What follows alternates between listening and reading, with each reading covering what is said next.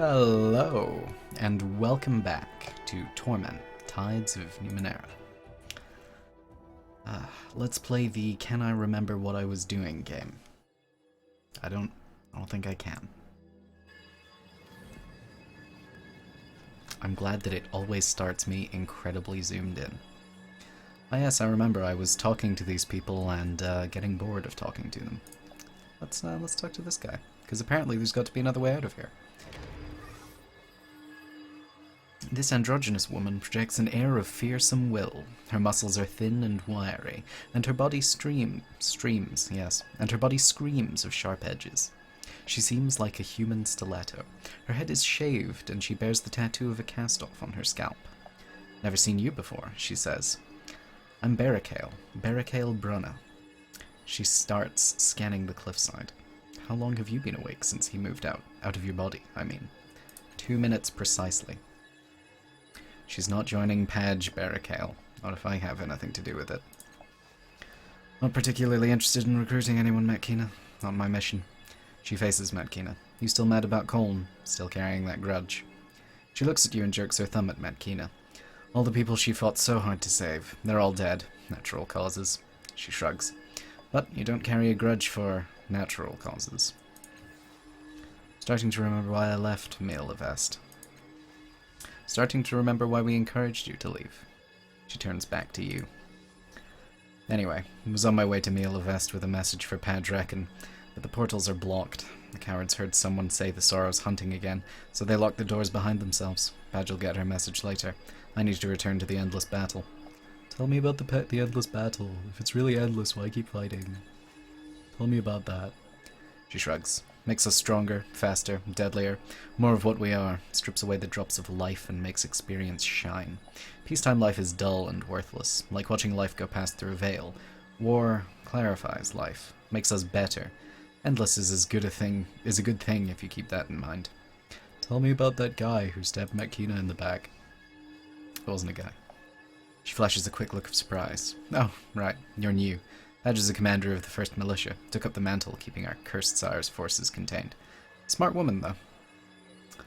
Why would you fight the changing god? Isn't he our friend? She sighs. He's gonna kill us all if he gets the chance. He wants to erase us. Thinks that's the way to stop the sorrow. We're not his children to him. We're like broken clones, byproducts. He'd never sacrifice himself, but that's because he's the only real person in this world. Well, that says his rather than this. I thought the 1st was dead. She is. Padge kept the name in the 1st's honor. She doesn't care for the glory. Besides, our creator's carked. Fighting him's the best bet. Using the 1st's name reminds everyone why we fight. Let's talk about something else. How are you going to get back to the endless battle? She points. I was looking at that past Colm village, but it collapsed. Doesn't seem to be any way over these mountains either. No matter. I'll find a different way. She glances at you sidelong and sneers. Sooner rather than later, I think. I think I forgot to ask something about her. That was the message. Here we go. Endless battle intelligence. Not for you. Alright, let's talk about something. Fine. See if I care. What's cowardly about keeping the sorrow out of Miel Avest? Hasn't found them there for hundreds of years. But now they say it's time to close the doors. Like it's going to traipse in. Been telling them that if the sorrow tries hard enough, it'll get in. Can't stop that kind of power. On that, we agree. Miel Avest is a false hope. She nods at your sister. Always were smart about that. Pity you're not so reasonable on the rest. What can you tell me about Miel Avest? She stares at you flatly for a moment. You feel a tickling at the back of your mind, and she shrugs. Kill her now. No, we're not gonna. Okay. She smiles slightly. You'll hate it. Lots of our kind sitting around talking, debating, cogitating, not doing. See for yourself if you can get in. They've locked themselves away. Think they're going to find answers while they're tucked away from the world. She shrugs. Place has its uses, true. But it's mostly a bolt hole from the world. Death comes for us all. Miel Avest is just a place to prolong the waiting. Well, bye. We'll be talking again. No, you won't. I'm done looking for a way over those twice-damned mountains. Gonna find a different way out of the valley. Been real good talking with you, though. The tone in her voice makes you question the veracity of that statement. Wait, you're leaving? Let me kill you. Wow. With that, she strides off. Bye. Well, I guess we won't get to murder her and take whatever stuff she has, which, you know, is always the highlight of my day. Why am I going and talking to them? I don't care about them. Do I have any side quests for this place? Oh. I didn't think I did, but I do. Endless horror? Alright, let's get into the Necropolis tombs, sure. I'm pretty sure we need to get into those tombs for everything else anyway. Walk into the darkness. I am really upset that we didn't get to kill that guy. I wonder if I can walk up here. Oh, I can. Let's go do that. Oh, excuse me. What a terrible noise to make. This is how you kill yourself. Oh, okay. This 5-meter-long black slab of basalt, or perhaps obsidian, has been smoothed by age. A stone statue holds the slab at an angle, lifting it to the sky, or he is lowering it. It is impossible to determine whether the incline is real, or if you imagine it. I'm pretty sure it's there. At the top end, you see a window into another reality, a portal wide enough to step through. On the other side is what looks like a harsh and angular world. Examine the slab. It seems perfectly smooth. Some loving hand has polished it to a mirror gloss, though distortions beneath its surface change your appearance with every slight movement. As you lean in to examine it, your reflection appears unspeakably beautiful. A few centimeters closer, and it becomes a shrieking horror. This close, you can feel a dense damn it. You can feel a dense psychic weight around the obelisk, as if a creature's hopes and expectations had been packed into a single solid form. The thought of meeting those expectations and ascending the incline is daunting. Examine the statue. It is a grey statue of a robed man with an ornate warhammer strapped to his back, holding the obelisk aloft, or setting it down gently, with his muscular arms. He exudes a fierce determination, as if he were using every quantum of energy in raising, or lowering, the great slab. A sign has been added to his back, a childish scroll that reads, that's a scroll, doesn't say scroll, the Saint of Proverbs. I'm pretty sure we heard about this guy, but I have forgotten what it was, so let's climb the slope to the portal. You slip. The slab is nearly frictionless, and you find it almost impossible to gain any sort of traction, but as you press your fingers into its surface, you can feel it melting slightly at your touch. You pull yourself slowly upward by your belly, inch by inch, your fingers beginning to bleed. You've just reached the 3-meter mark when the glistening rock begins to shake. You release your grip and slide to the ground, all your progress lost in a moment. A voice cries out in mortal terror, and the menhir crashes to the ground with a thunderous roar. A great plume of dust rises in the air. Oh no. That may have been a bad move. When the dust settles, the portal has vanished. You can barely make out the fingers of a hand protruding from beneath the rock, holding a scrap of grey fabric that looks almost like a mask. The fingers twitch, once, twice, and are still. A trickle of dark fluid dribbles out in a thin stream. Oh good, I think we accidentally killed someone. My only regret is that it wasn't on purpose. I almost said porpoise, which would have been better. It is grey, the colour of stone, leached of life. It has no other distinguishing characteristics. None, that is, but the strip of grey fabric dangling from the fingertips. It is a mask of strange design, with lenses over the eye holes. Take the mask. Oh good, it's the face that never remembered. I wonder who we're meant to give that to. As you pick up the mask, its ashen gaze fixes on you. Fixes on you. The grey fabric... The grey fabric trips up your tongue and makes you feel stupid. The grey fabric feels like flesh, a slab of wet meat draped across your fingers. A whisper caresses your mind. Prosper. You feel an unconscious revulsion, and then you turn away from the fallen slab. This must be the mask the repugnant blob sought. Bye. Can I fuck him over and equip it? Really want to equip it? No. Oh. He makes his note. Can I do anything with this?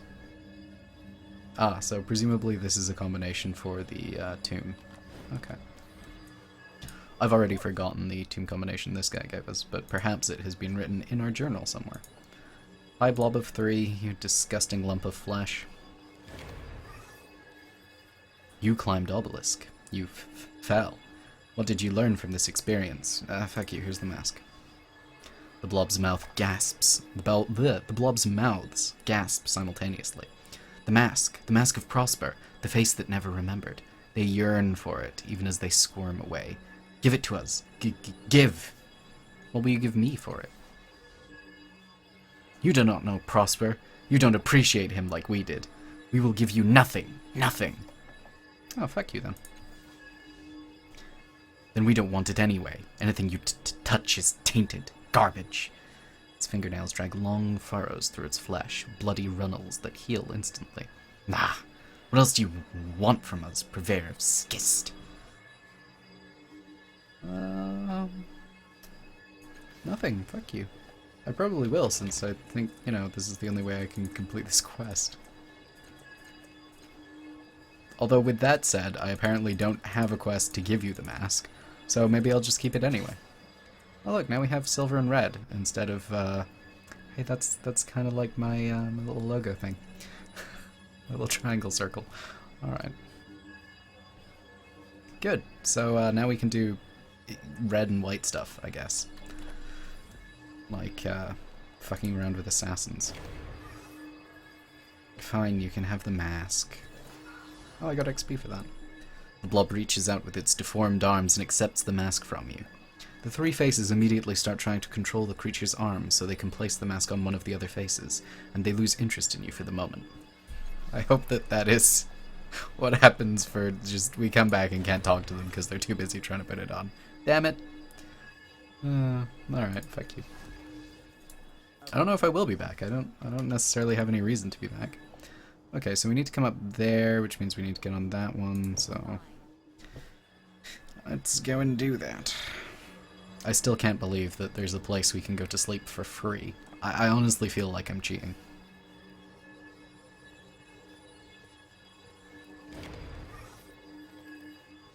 Walk into the light.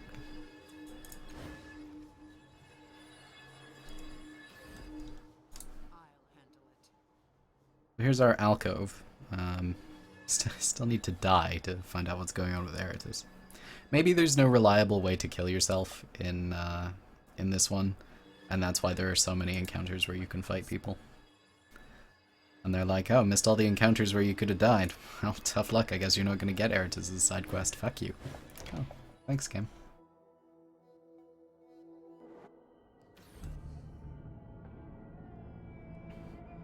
What is this? Well then, it wasn't very helpful. That's something I can enter. Oh. What are you? What's your deal? The corpse is curled pitifully on its side, as if anticipating another kick to the ribs. Their eyes are opened in horror at whatever happened to them. Whoever this person was in life, they are unrecognizable now. The combination of starvation, beatings, and torture has rendered all but their eyes unreadable. There's an indentation on the middle finger of their right hand that might once have borne a ring, but that too is gone. You find nothing but a lovingly folded scrap of paper with the number 4135 and the name Najima. Let's just double check, though. Okay. Close the corpse's eyes. Why did that raise my gold side? With two careful fingers, you pull his eyelids close and shut his horrified mouth. Bye. Did that change my dominant tides? Because I know I was gold before. I guess it did. Apparently I'm an idealist.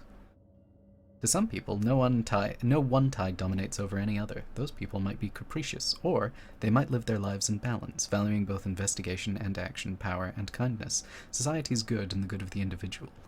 Those who continue this path are not beholden to any one ideal.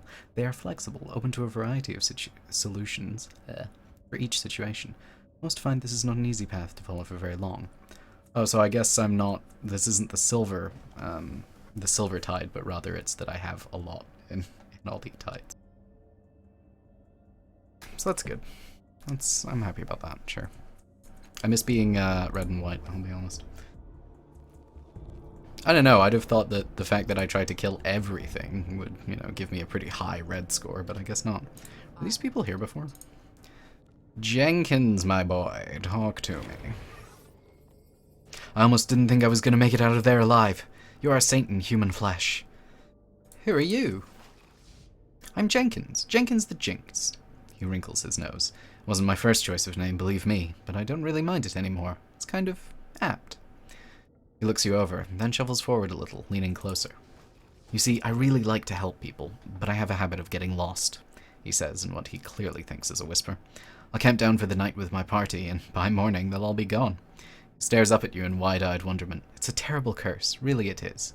He clicks at the floor and sighs. Edwag and Narvi are the only people I never lost, he says morosely.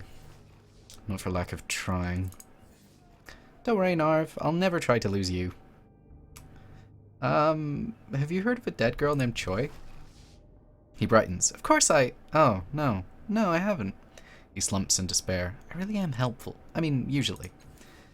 You're lucky he can't help you. More trouble than it's worth, believe me. Oh, let's go talk to her. Well, what's your deal? Why are you so upset? Suppose I should be thankful. So thanks. Wow. Tell me about this dead girl. He barks a cruel laugh. Do I look like a memorialist? Ask someone else. Can you tell me about you? Let's talk about you. I'm an explorer and a villain. The worst villain you'll ever meet. I don't know, I've been killing as many people as possible. By that I mean no matter what I try to pull, it somehow ends up helping people. Oh, fair dues. He spits. Blessed indeed. Alright, bye. You. Tell me about this dead girl. Freaking crystals making me remember dead people I never knew. You heard of a girl named Choi? I think she's dead, possibly interred here. Choi? She cocks her head to one side in thought. I'm afraid I don't, but there are thousands, perhaps millions of names below. Keep asking those who have spent time down there. One of them may have come across the name you seek. Okay, bye. Bye. I've forgotten the password to the whisper log. Good. Oh, it's this. Making a note. With a sigh, the shimmering field disintegrates into glimmering shards of light. The controls are now accessible. Making a note. 5 buttons are arrayed around a central hex. An indecipherable display glows on the button where a 6th button would otherwise be. A number has been crudely carved into the surface of the 5 buttons. Enter the code to a location you already know. Can I do this? I don't remember it at all. Oh, good, okay. Let's do this one. Let's see what Calistige is interested in.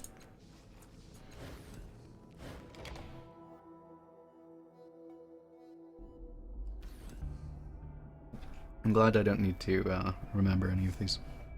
Wow, this looks creepy. Yes. I assume this takes me back.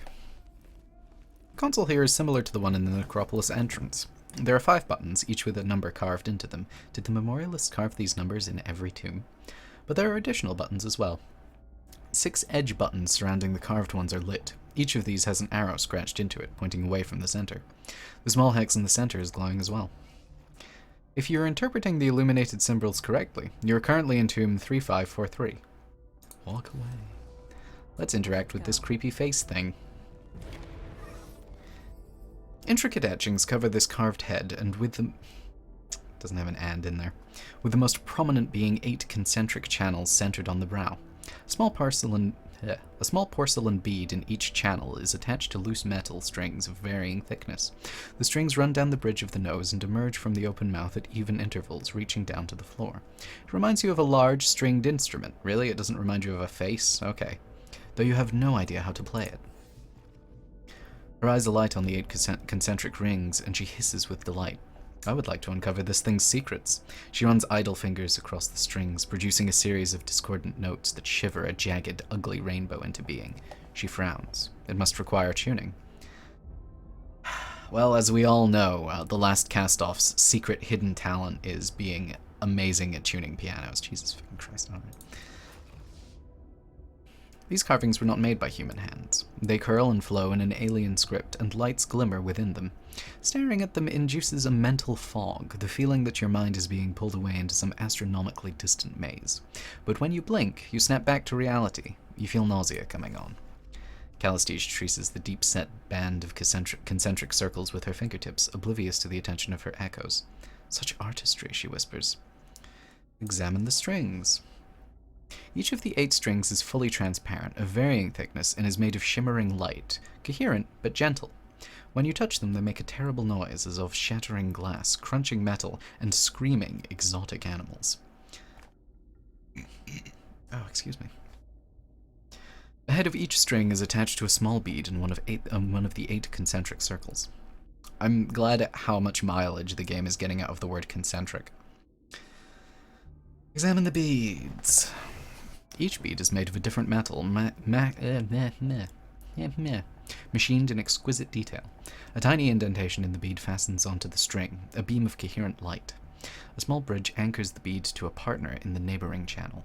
The beads are loose in their channels, so if you push on one, the other moves in tandem. Closer examination reveals 4 slight declivities? Sure. 4 slight declivities in the shape of an X in the channels. If you move the beads into those spots, you might be able to lock the strings in place. Perception concentration? Sure. Why don't we let Calistage do this? With her 100% chance at success. Oh good, it's like continued by accident. You slide the bead bridges into the deeper indentations and they click audibly into place. Each of the strings shifts slightly in the visible spectrum, and the jangling, terrible noise the strings produced has changed to a pleasant hum. Each of the 8 strings is now in harmony with the others. I believe I know a melody or two that we might play. She settles her fingers on the strings and concentrates. Several of her more solid echoes lean in to whisper, and she smiles and murmurs. She begins to strum. The sound is unearthly, crystalline. It shivers through your bones. After a few halting notes, Calistige has the sense of the instrument and plays a haunting melody in a minor key. She lifts her hands from the strings and steps away from the instrument. Nothing happens. How does it? She begins. The strings harden completely, humming. Above them hovers a welter of confusing lights and images. You can't even look at it. Some sort of spatial or temporal distortion blinds you. Then Calistige places a hand on your shoulder, and for a moment you see as she does. The image slides into focus along the planes of reality. Together, she whispers, we will solve it. I mean, you say that. These are all going to be intelligence checks, and... Actually, I think I have more total intelligence than you. I'm not 100% sure on that, though. Currently, though, I only have 8. Oh no, I think she's still got more than me. Try to decipher the image. Let's let Calistage do it with her 100% chance to succeed. Sure. With Calistige's hand on your shoulders, plural, yep, she has a very big hand. The images snap into a clear focus. You see an intricate image with flickering lights that seem to indicate data and measurements, projected into the air. You realize that these images and measurements project through realities, through dimensions, and you have a momentary glimpse into Calistige's everyday perspective. Probabilities coil around you, and it is only through the power of your shared mind that you can make sense of what you're seeing. It is a schematic, a structural drawing of some ancient vintage. Towers, forks, circles, energy orbs, and more litter your vision. And more litter your vision. That should have a comma. You focus on a fork more intently, and you realize the leftmost tine as one of the many devices your sire had hidden away under Sega's cliffs. In the image, however, it's surrounded by a series of sharp lines, one of which is bisecting an unrecognizable figure. By comparison, the towers are surrounded by concentric circles, in which the figures remain whole. The tips of the tower reach the 3rd concentric ring around the world, while the tines only reach the 1st. Her eyes widen. She turns back to the drawing, tracing it with renewed vigor. Of course, these taller structures pierce the 3rd layer, whereas these smaller ones... what do you see? What's going on? What's going on there, buddy? I'm not sure. She frowns, continuing to trace the lines with her fingers as her sisters look on, each observing it from a slightly different angle. At the center, here, that's what looks like the 9th world. But these other images, she falls silent. She frowns. Machines, nanobots, the datasphere, and if this image is correct, yes, under the proper circumstances, I'll be able to make a connection. She trails off again. The question is when and where I will be able to make this connection. It implies a willing biological construct. Did you need a slave girl to sacrifice? Because we already got rid of ours. Sorry about that. And then she perks back up. I am one step closer to understanding the datasphere, and you have progressed one step further than your sire ever came. She nods in a self-satisfied way. You should be proud, dear. You have just surpassed your creator. She releases her grip on you and waves the image into nothingness. Okay, well, I'm glad we did that. Now. That was, yep. What's this? Ready. So I'm getting the feeling that these are Patreon backers. That would be my guess. Let's talk to Calistige and see if she has anything to say about what has just happened. Or not. Tell me about the Dendro her. I don't know why we're asking about them. What's the story? What does he hope to accomplish by traveling with me? I'm skipping these since I'm pretty sure I've asked about this. And if I haven't, then this is going to be embarrassing. Can you tell me about your echoes again? I love hearing about those. All right. Bye. All right. Well, that was good. Enter the location. Yep. This one.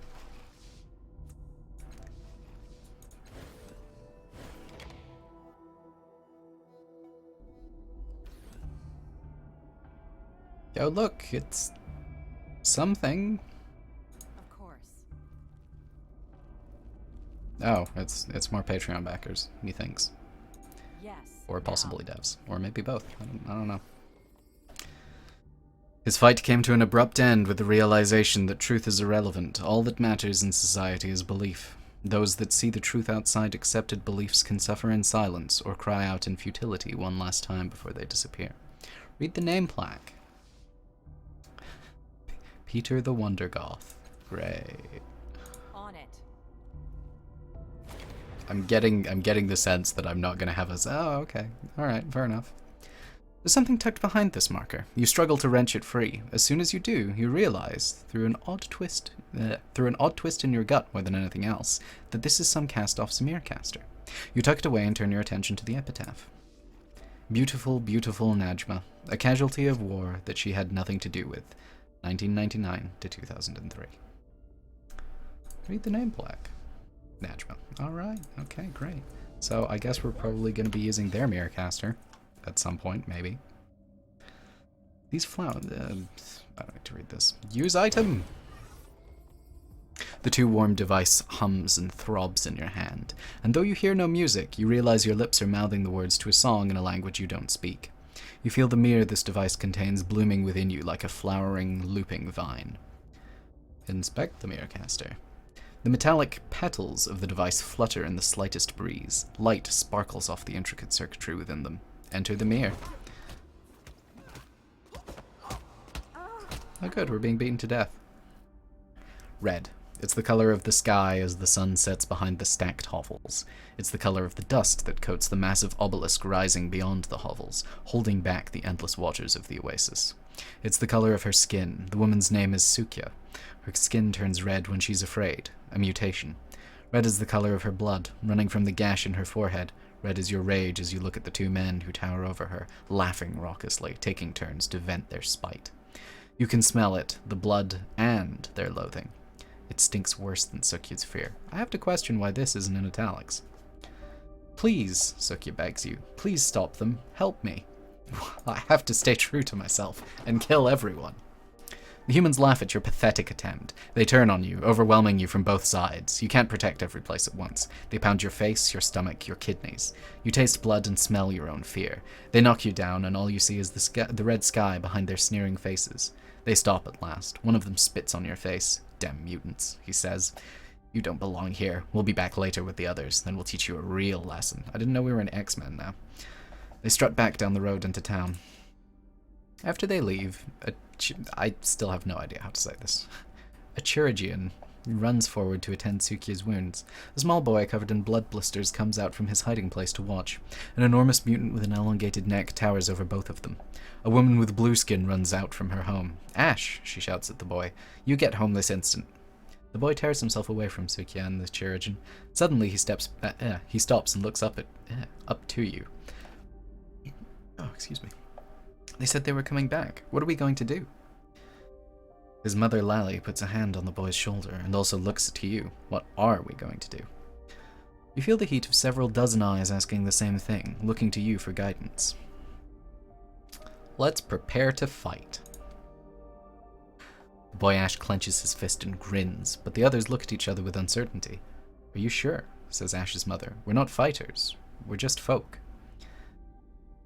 They're gonna hurt us whether we fight them or not. We need to fight them back and make them pay for every wound they inflict. Fine, I'll fight them myself. Never mind, I was just kidding.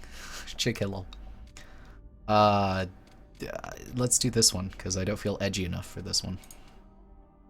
Zell's long neck undulates. Blood, he intones. The muscles on his enormous frame ripple with barely contained rage.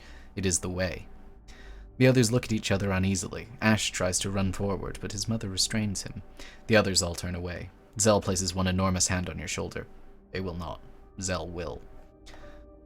Fine. Zell and I will fight them ourselves. Fuck you people. With our 12 might. Zell follows you out of the grotto. You follow the road the thugs took. It leads you to a winding alley shadowed by towering sandstone buildings. There are very few people on the streets outside the grotto at this time of night. Suddenly, a few figures emerge from the shadows. 2 of them are the humans from before. Well now, says one, leering. What are you doing out? A gleam in his hand tells you they are carrying more than fists this time.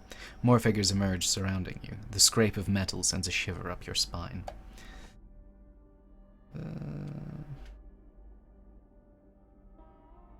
Let's attack them. With a shout, you tackle the one in front of you, slamming him to the ground. He's stunned long enough for you to pry the shiv from his hand and ram it into his belly. The scent of his warm blood spills into the street. Zell attacks another, breaking his arm and then ripping his head from his body in a matter of seconds. You fight like one possessed, clawing, stabbing, biting. You are hurt, but you barely feel it. Several of them have fallen, but there are still more. Zell is suddenly overwhelmed. He falls with a growl, and you lose sight of him. Without warning, you are struck from behind. Red stars swirl across your vision, but you aren't given the pleasure of unconsciousness. More blows rain down. Pain lances through your ribs, across your back, and between your legs. A knife slices fire across your neck, and then it's over. Their footsteps tap lightly on the street. You take comfort in the fact that, having expended their anger on you, the thugs are walking away from the grotto. Well, I guess we're dead. I wonder if that means that that corpse we found earlier is now not there. Dominant tides have shifted. Are they red now? Oh my, yes. Just how we like it. Yes. Alright, I guess we'll go to... Let's press the buttons randomly, just for fun.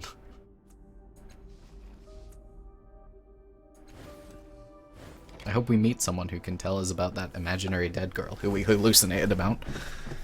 No such luck. Yes. Interact. Now.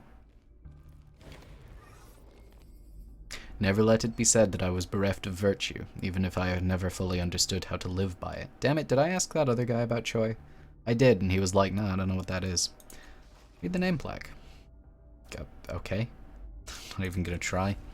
On it. Let's do another random one. See how that goes.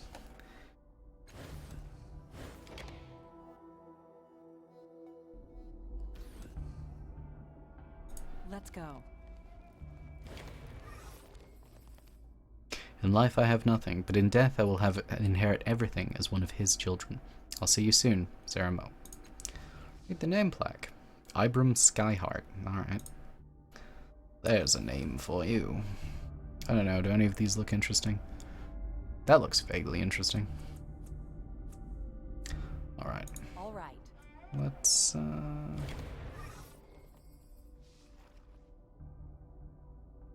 So I suspect that this will never take me anywhere I actually need to go.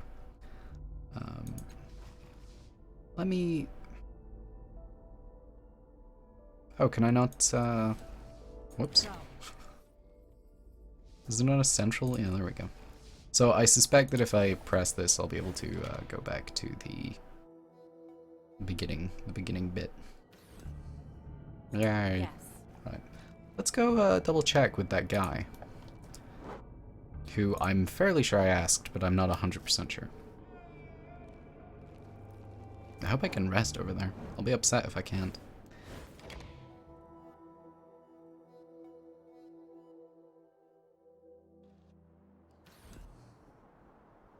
You! Did I ask you about Choi? I have? Oh, I've read about 10 tombs, apparently. Great, keep searching. You're sure to find the answers you seek. He smiles gently. I'm looking for a specific tomb. Friend, I don't really keep track of most of the tombs, and like I may have said before, my memory isn't what it used to be. But let me guarantee this. You explore these tombs, you're bound to find what you need. Okay, I can't ask you about the dead girl, so never mind. Never mind. Yes. So I guess if we go and look at 30 tombs, he'll have something interesting to say. I don't think I'm gonna do that. It sounds really dull. Yes.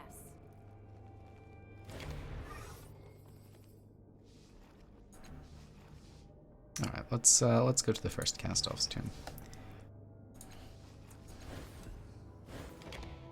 I can't say that I remember why we're doing this, but you know, whatever. Oh, the first cast-off gets a bigger tomb, eh? All right. Making a note. Stark letters have been carved into the rock above with a steady hand. Sharp memories emerge at the sight of the masked figure in the tableau. The first cast-off. Countless footsteps have worn a track to, and apparently into, this mural. This is a gateway of some kind, but you can see no way of opening it. What is this? Medkina puts her hands up against the wall, searching for something. Someone closed the portal from the other side. I don't know how to wake it back up. Well, thanks, Medkina. Read the epitaph. Oddly, many of the words above are completely unreadable. It's not that they're in a language you don't understand. It's truth, and you recognize every letter. Every time you try to put it all together, the meaning slips from your mind. Maybe that part of the epitaph isn't meant for you. Your eye skips to the end of the message. She serves us still. She spits on the ground beside her feet. Come on, we need to get in there. Walk away. Oh, there are interactables over here. And something we can examine. This frieze appears to have been defaced. There are two figures facing each other in anger, but it's impossible to make out any more than that. What if I interact with this? What happens? Oh. The carvings here display two figures standing side by side on a crag overlooking a plateau with a wide disc at its center. The scene is familiar because it was in the character creation thing. A wave of dizziness envelops you, and you steady yourself against the rough stone. This does not help. The memory flows out through the stone in rumbling pulses, overtaking your senses. Yes, this scene is familiar because you experienced it firsthand when you rebuilt your mind in the labyrinth. And now, here, the full memory awaits you. Let's succumb to it. The memory of that long day pours past you, cold as melting snow. You direct the first cast-off's gaze towards the resource-rich plateau where Miel Avest will one day stand. Oh! You ignore the laughter in her eyes when your own constructs turn on you and make the necessary repairs. And then, the rush of time slows as she makes her way up a moss-hung path towards you, her eyes bright behind the mask. I have something to show you, she says. You follow her to a deactivated portal. I've got it working, she says. The doorway exists in two places at once, here and on the other side. Once you align them, she lays her hands and forehead against the stone, as though worshipping the thing. Your lip curls involuntarily, but you can't fault the results. The portal activates, answering the welling glow of the first cast-off's tattoo beneath her mask. The flood of memory slows to a trickle, leaving you back in your body. You look over at the mural. Could that be the way to open the portal? Let's read this one before we decide. A bewildering array of colliding, jagged edges and mangled corpses make up this frieze. It's not quite clear whether the artist was inspired, drunk, or insane. A battlefield is depicted here, that much is certain, but the amount of detail is staggering, and it isn't immediately apparent what the artist was trying to convey. Let's examine the frieze. The first detail you notice is the fortress, standing out from the wall in bold relief. Many of the soldiers shown are pouring through the sundered gates, and every one of their faces shows a different emotion. Elation, rage, terror. But it is the jagged edges, seemingly raised at random, that pull your attention down to the bottom right of the piece. There lies the first cast-off of the changing god, mortally wounded, dying alone as divergent realities snap shut around her like teeth. Her voice is contemplative. I love this piece. Last time I came back to Miel Avest, I stood here for an hour. I like to think that she's suffering as much as she caused Ning to suffer. More. Why do you harbor that much hate? I worry that it poisons you. No, I don't. But I'll ask anyway. Gold and blue? God damn it. Those are the opposite of what I've got now. She shrugs. It might, but when the only family you ever knew gets slaughtered in front of you, I invite you to take the long view. Practice some forgiveness. Pretend that the people who did it had good reasons for it. She crosses her arms. Lecture all you want. I'm still laughing about her death, even after all these years. I like you, Makina. Alright, so that didn't really help. I'm slightly worried about my tides. Oh no, they're still the ones I like. Alright. Yes. Let's go headbutt this door. The mural is a memorial to the first cast-off and a gateway to another place. Put your forehead against the door. You lay your hands on the cold stone as the first cast-off once did, and press your forehead against the mural. The skin around your tattoo crawls, then burns, but even with your eyes clenched shut, you feel the air of the tomb stirring. Yay! Now it's going to be that place we were stealing from underwater.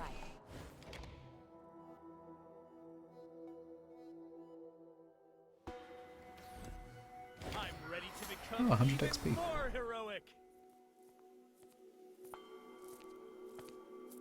Can I kill her? Can I throw her off the edge? I really want to. And I bet Makina really wants to too. This woman is dressed in My mind was like, put an A after the in. And I was like, okay. This woman is dressed in functional glaive's clothing. Her hair is cut short, and her face is muscular and tense. You recognize her instantly from Tash's mirror, Padge Reckon. She spares you but a moment's appraising glance before turning to your companion. Matkina, you've come crawling back. Didn't you swear you'd never return here? Or had you forgotten? I did promise. Then I remembered that none of you have ever bothered keeping your vows to me, so what's the point? Anyway, what have you been up to? Burning a few villages full of innocent civilians? Or have you graduated to grander atrocities? Just trying to keep our creator, the coward, from committing any more of his war crimes as usual. Looking at the larger picture instead of serving my own self-interest. Maybe someday you'll learn how to do that, though considering your friend here just muscled her way through the locked portal, making our sanctuary even more vulnerable to the sorrow, I don't think it's likely. She turns to you. You know you're traveling with the traitor, right? I'm pretty sure I'm also traveling with the sorrow in my brain, so, yeah, I'm probably doing a lot worse than that. What did you mean when you said I'd make this sanctuary more vulnerable? Again. I know you. I know what you did in Colne Village. You called I can't even say her name anymore. Ran into Barakale. She said she had a message for you, but couldn't get in. Where are you headed now? What crimes has our creator committed? I need to find Mazov. Is he here? Ran into Barakale. Well, how very useful of you. Next time I want someone informed that I have a message for them but cannot send it, I know just who I'll come to. She gives you the most patronizing smile you've ever seen. It's like she's practiced. I'm just saying, we throw her off. Just throw her off right now. Just throw her off. There's 4 of us, one of her. Throw her off. What crimes has our creator committed?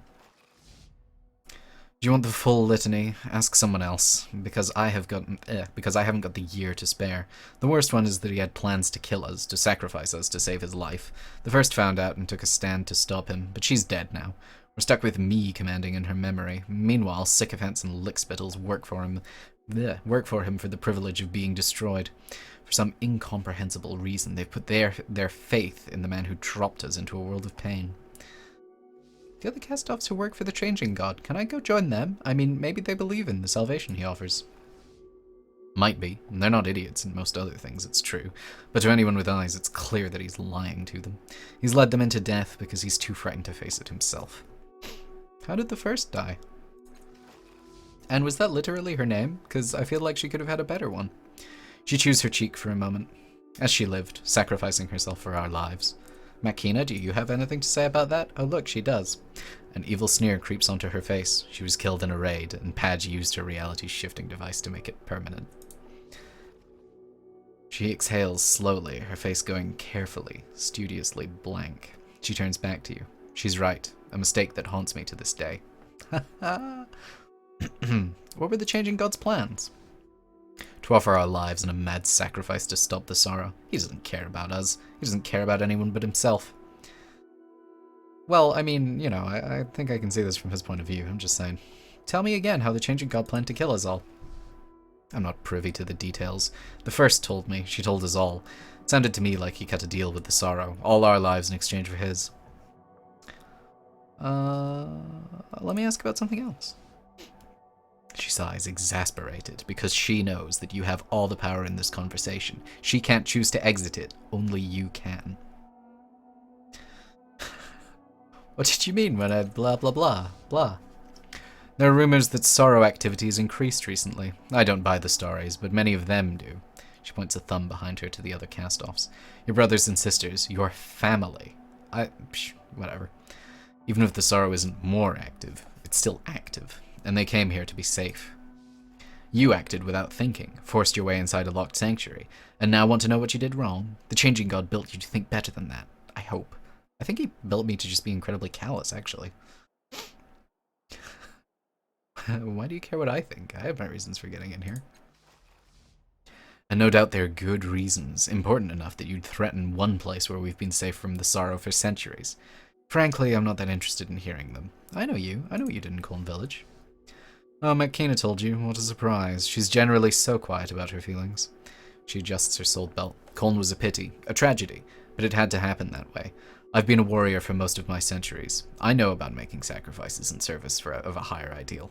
I've stopped losing sleep over them. Live long enough and you'll understand. I don't think I can ever have you as a companion, so, I'm just gonna keep just blindly agreeing with Makina. What about letting the villagers survive? Oh, good, gold tide. Great, we all like that tide. Do you realize what we lost that night? Do you realize what we've gained? You weren't there. You've never even met me before, but you think to judge my actions of 200 years ago? The stakes here are more important than a few monsters. We're fighting for our survival, you damned infant. And I won't let you moralize at me while I'm trying to save your life. I really want to kill you. That's almost the same speech you gave me then. Glad to see you're consistent. That should be consistent rather than constant. She holds up a hand. No, sorry, I'm done. Please ask Patch your questions. See if you get any answers. You call Makina a traitor. Why? Oh, didn't she tell you? She used to be under my command, but she turned on me, preferring to befriend monsters in human skin. And rather than step aside for the greater good, she attacked her fellow fighters. Tell me, what would you call someone who turns on her own? Actually, never mind. I don't care. Tell me again why you think Makina is a traitor. Because she betrayed me. Oh, that's fair. Tell me again, though. Damn it, I clicked the wrong one. Back to the endless battle. I've been leading our side against the forces of the coward ever since the first died. Her jaw tenses. Before you ask, my side, the side of the first, we're in a struggle to survive, to protect ourselves against our father's plan. The other side, they want him to win. You want more details? Get them from someone else here. I've got a war to fight. Tell me why you think Makina's a traitor, though. I don't know why I don't know why I'm enjoying asking her that so much. Tell me again where you're going? I asked where she was going. That's what the battle thing was. I want to talk about our sire again. If you must. I need to find Mazov. Is he here? Remember that. I hear he's really cool. Her eyes narrow. No one has seen Mazov in over a decade.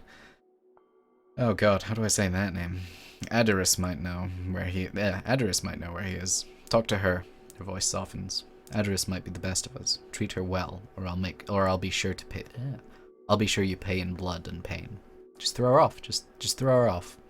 Do that sort of tumble move where you kind of foot them off. That would be good. But really, why is Makina a traitor? Tell me about Adaris. She has the qualities the rest of us do not. A peaceful, idealistic nature.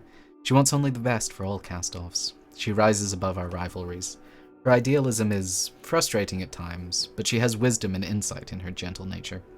But really, why is Makina a traitor? Oh, fuck you too. I have something to say to your compatriot first. She stares at Calistige, studying her and her sisters.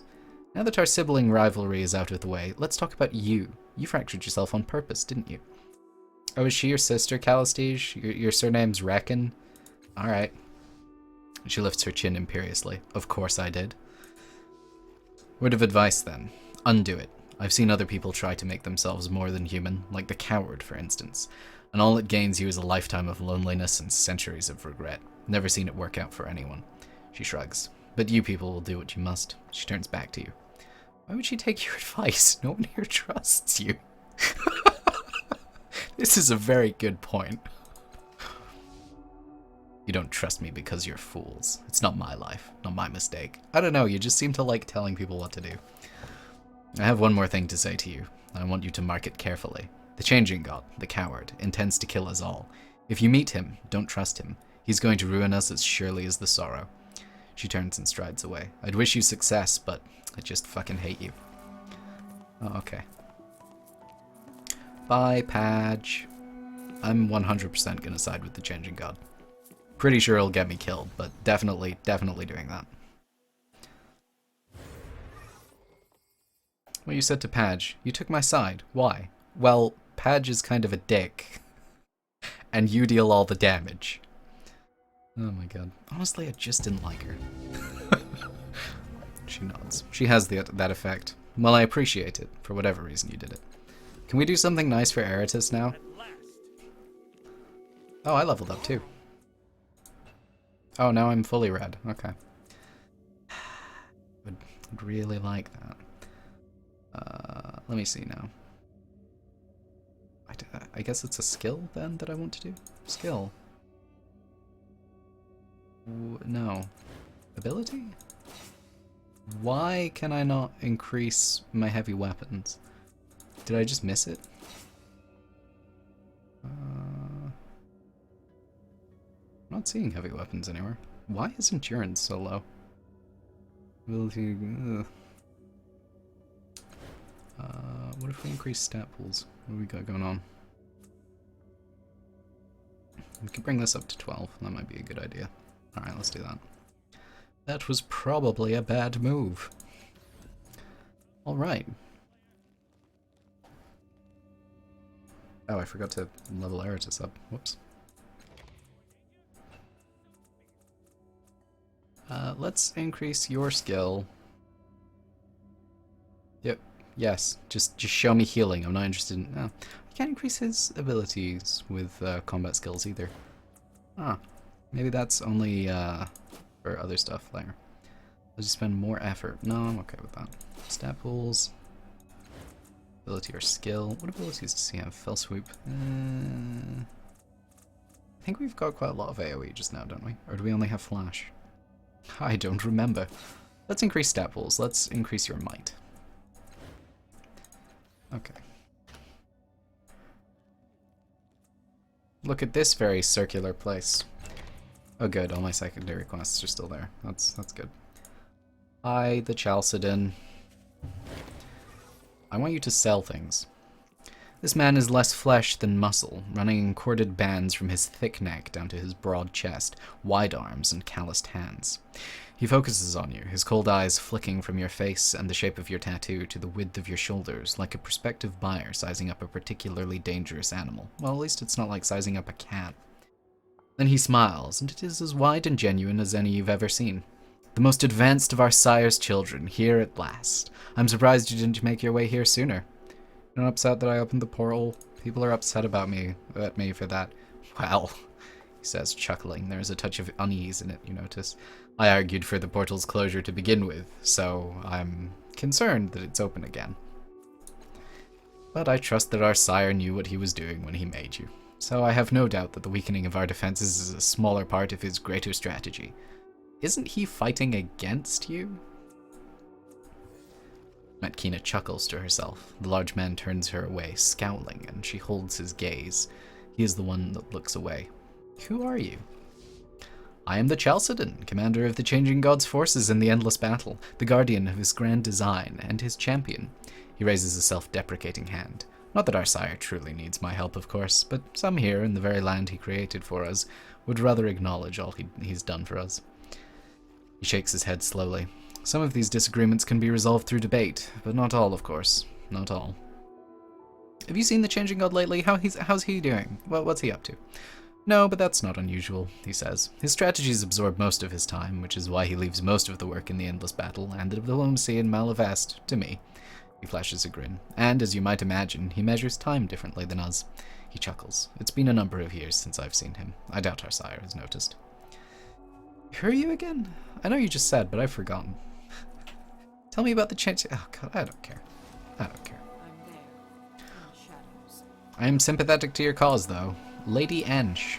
Hi, Lady Ansh. Are you a vendor? No. Look at this, the woman declares. Our wayward sister in the flesh. Why does everyone know me? She spreads her slender hands. Delicate spider webs of metal thread run through her fingers, studded with circular nodes that look too purposeful to be mere jewelry. The name's Ansh, she says. Lady Ansh. But don't let that scare you off. I sell rare... Oh, you are a vendor. Fantastic. I sell rare Numenera and a place to rest at a fair price, but I can rest for free in the tomb. I can also upgrade certain clothing and equipment, but that's a bit more expensive. She gives you an assessing eye. But you know, money's there to be spent, she says, her eyes twinkling. When you die, the shins don't go with you, right? She clasps her ornamental hands together with a clink. So, what do you need? Can I take a look at your Good. This, I want this. It's not even very good. Oh.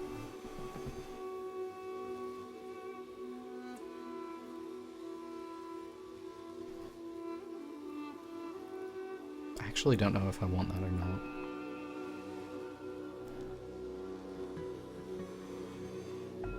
I'm of two minds about that one. I mean, I like the base damage there, but I'm also noticing that it doesn't get as much damage per effort applied. Then again, that starts at 12 and mine starts at 7, so maybe worth it. Oh, I didn't even equip this. Let me just fix that. Oh good, now it looks weird. Alright. I don't think I need this, really. How much does this cost? 145 shins. Wow, expensive. Do I need the mirror caster? I mean, I've already used it, so I assume there's no point in hanging on to it. Ring of Entanglement. I don't know if I actually want to keep this. Where would I put it? Ornament? I can't think of who it would be worth sharing with. Actually, it might be worth putting on Calistage and Makina, since Calistage gets the teleport thing, and Makina seems to go down all the time. All of the time.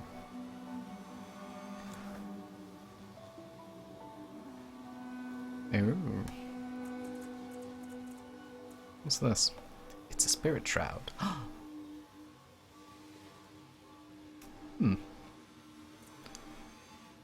Impressively labeled canister. Good, good. Alright, I'm gonna buy this sword, even though I probably shouldn't.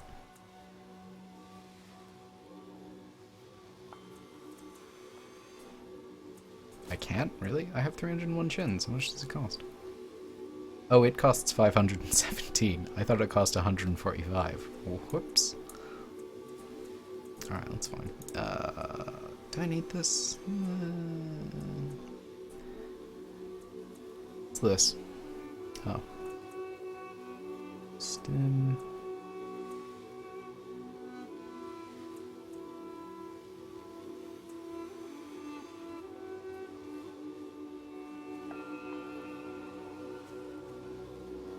Well, this doesn't actually seem to... Oh, okay. I thought that the max +8 on unarmed attacks meant that it was better for unarmed attacks, but, you know, I'm probably doing this wrong, but I'm assuming that since there is no max on non-unarmed attacks, it's better for things that, you know, if you're not unarmed. But maybe I'm wrong, and by maybe I mean probably. I want that sword, but I can't afford it, so there we are. Alright, how much is this? Maybe I'll save up for it. Ooh, a cipher. Summons a wisp that attacks a nearby enemy on its turn, dealing 20 energy damage? That seems really good. Ah, wait, no. No. Ciphers... I can't remember if ciphers are ones that... Let me see. Because this is a usable item, and once you use it, it's gone. But I'm fairly sure it's the same for these, but I guess you can only hold a limited number of them at a time. Alright.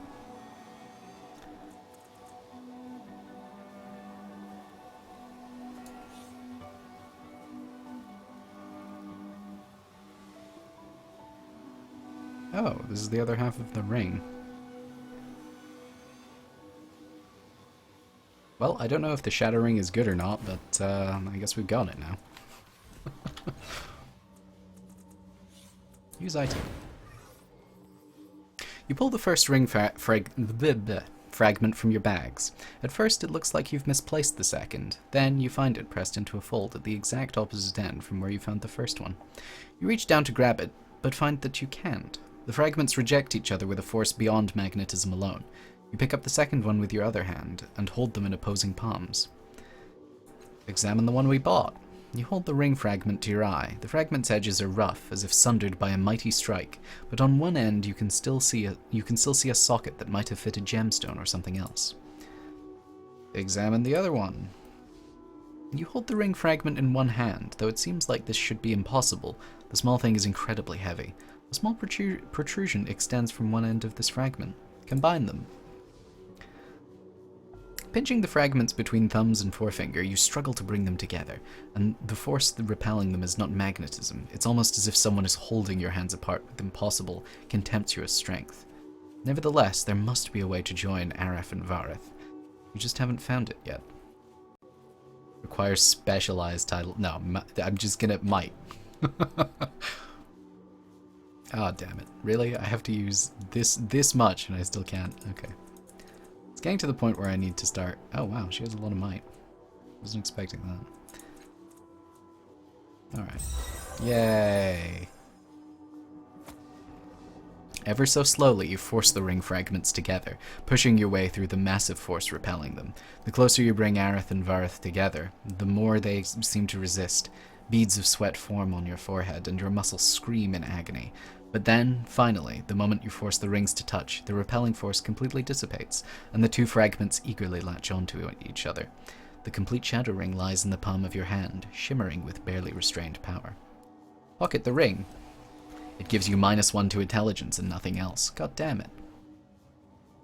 +2 relativistic. Ooh. Yes.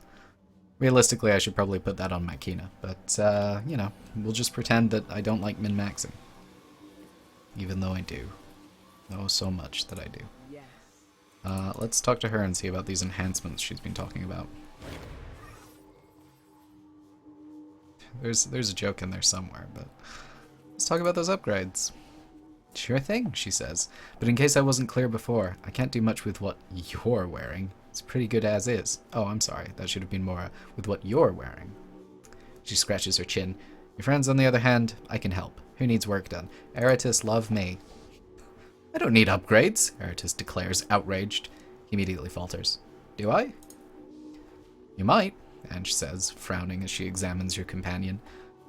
Let me take a look into your doublet and undershirt. I could do something with slits? Possibly slits. Maybe vents? She folds her arms. 75 shins and we're square. Let's improve Eratus's clothing. Good, she says, lacing her wire-strung fingers together. Hold still, please. Do I have to? He says, but he offers you a smile as the threads of his clothes begin moving of their own accord. Thank you, my friend. Hey, you're welcome, guy. I have to go. I'm also poor now. Being poor is the worst. Alright. Is this the thing that he's wearing now? 7 armor? Oh, that's nice. Yeah, I guess so. Alright. One moment, and it's done. Let's look over here. See what's going on over here. So we need to talk to Adaris, I think.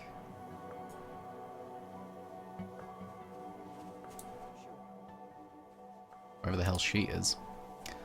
She's somewhere, let me tell you. This one? No. Oh. You know what? This looks like a guy who would know where Adaris might be. Your eyes are drawn to the tattered leather robes and the profusion of tubes that wire this man. He's lighter-skinned, with piercing eyes and a hideous pitted scar on his face. He could be handsome, but centuries of neglect have ravaged his looks. He sees your companion and hisses, Matkina. Her voice is flat and measured. Melmoth, you know, I've always wondered, if you were to die, would your followers eat you? Yolan, for instance? How did that ever turn out? Yolan, ha! There's a name I haven't heard for some time. Your old friend left an inedible corpse, probably to hide the crimes you and he had planned. Now, look, you've been away for a while, and I understand your memory isn't what it was. He trails off. Did I dream someone telling me that? Was it a vision? Bah, no matter. What was I saying? Something about my memory, a trenchant and witty comment about my powers of recollection, no doubt. His only reply to her is a long and unpleasant sneer. He looks at you and says, "You travel in bad company, sibling. Anger her and she'll find a way to scar you, even if she leaves no other mark on the world. Likely she'll leave pain. It's immortality of a sort, I suppose." He barks out a short laugh. Cast off humor. You'll learn. I'm looking for Mazov. Him? That useless tinkerer. Why? None of your business. Fuck you, that's why. He barks laughter. I'll surmise, then. He's a machine man, a fixer of broken objects and a builder of new ones. And so you must need a repair, or a new device. He raises a finger. But how would you have known to look for Mazov? Who could have told you? Man, could it possibly have been the person you were just speaking to? I did. Must you ruin my conjecture, Matkina? I was enjoying the mystery. He turns to you. To answer your query, I do not know where Mazov is. I suggest asking Adaris. Do you know where she is? Oh, there we go. Really expected that to be more trouble. Alright. Even among all your siblings in Miel Avest, this woman is remarkably beautiful. Clad in a robe of myriad colors, she carries herself with a distinct grace and ease. Her skin is dark brown, her hair a rippling midnight black. Her violet eyes blaze momentarily as you approach, and she holds up her hand. Her voice is musical and sweet. You are most welcome here, sister. I am Adaris. I am the peacekeeper of Miel Avest. Word of your birth and exploits has reached us already, she smiles. News travels fast in the cast-off world, as I'm sure you've already seen. I know your desire to speak to Mazov. I've even heard a rumor that you can alter the past, that you restored Matkina. This is strange to me, for I have two memories on the subject, one in which Matkina is whole, as we all know her now, and another in which her mind is incomplete. She laughs. Perhaps my mind is the one that's incomplete. I remember it, Adaris. The attack on Colne Village, where Paj destroyed my friends. You remember that? In another timeline, Tesh used his mind wipe on me. He filled my mind with holes so I wouldn't remember, and he ruined my life. I tell you that my memory of that time has changed. I'm whole again. She raises an eyebrow. But how do I know that our newest member hasn't simply used a different form of mind control to give you false memories? I have a mirrorcaster here in which Mazov is said to appear, but I do not wish to expose him to the dangers of an untested psychic. She faces you fully. I have some limited psychic ability myself. If our new friend will allow me, I would examine your mind for the truth. My mind is my own. Fuck you. You came all this way, through the cultists of the valley, and even breaking through our locked portal. What I ask is a simple thing. I'm sure you will see the wisdom of it. Where's Mazov? I'm interested in you. You mean physically? That I do not know. He was captured by the Gibra of Marajolios several years ago, a prisoner for their menagerie, but no one knows what became of him afterward. Great, that's great. That's real great. The Mirrorcaster is your best hope of finding him, but I cannot let you access it until I know the true extent of your abilities. Fine. This will take but a moment. She places gentle fingers on your forehead, and you feel a swirl of color thrill your innermost core. A kaleidoscope of emotion shakes you. A gamut of experiences recognized and echoed, magnified and reflected. When she removes her hand, her eyes are wet with tears. Forgive my doubt, sister. I believe you now. I believe you are capable of changing reality. Oh, good. Updated my journal. She holds up a slender finger. But if anything, this makes me more leery of handing you a brother's Mirrorcaster. If you wish to speak to Mazov, you must prove to me that you can be entrusted with the minds of one of our brethren. Oh, fine. You cured Makina, but did you understand Tash? Did you take care of his innermost self as well? No, I didn't give a shit about him. Before I can give you this Mirrorcaster, I would have you speak with Oh, God, not that guy. It is my contention that we draw the sorrow to us with our abuse of the tides, which is why I do not use our tidal powers. I believe our use of these powers is inherently painful to those around us. For instance, was anyone with you when you awoke to consciousness? No, I was alone. It's quite odd, but I have a much different memory of our meeting. Perhaps it was in another reality, dear. Calistash, why are you doing this to me? Just let me lie. Jeez. She nods. When our friend here awoke, did you notice anything strange happen? A sudden swell of emotions? Anger, pain, loss overwhelming you? Her eyes narrow at the recollection. Indeed, my traveling companion Allergen had been boorish and insufferable, but he was also useful and occasionally... Does that say he was also useful and occasionally useful? Alright. Clearly we have his personality pegged. Yet as our new friend here stirred, a wave of energy struck Allergen and me and knocked us off our feet. When we stood, I could not believe that I had wasted so much time with him. It all became clear to me. She looks appraisingly at you. I am not surprised. Our tides are strong, and the wash of their energy at such a stressful time must have consequences. So go, speak to Melmoth. Ask him if he believes the sorrow hunts us because we abuse the tides. When you've finished that, I'll have other tasks for you. Good. What if I don't do it? You came all the way, through the cultists of the good we're doing this again. Okay, bye. Alright, well, instead of running off and doing these pointless tasks just now, I think we will leave that for our next stream. So, thank you very much for watching. I hope you enjoyed. I hope that if you did enjoy, you will come back and watch some more. I stream from Thursday to Sunday, with Thursday to Saturday being streams of this, and Sunday being my streaming of the creation of my Fallout 4 quest mod, the Bay of Sins. So if you would like to catch these streams, or those streams live, I have a Twitter account and a YouTube account, both of which I will post notifications to 5 minutes before I go live. So those are good ways of staying informed about when I'm doing this. I think that's all I had to say, so thank you again for watching, and I hope you have a fantastic day.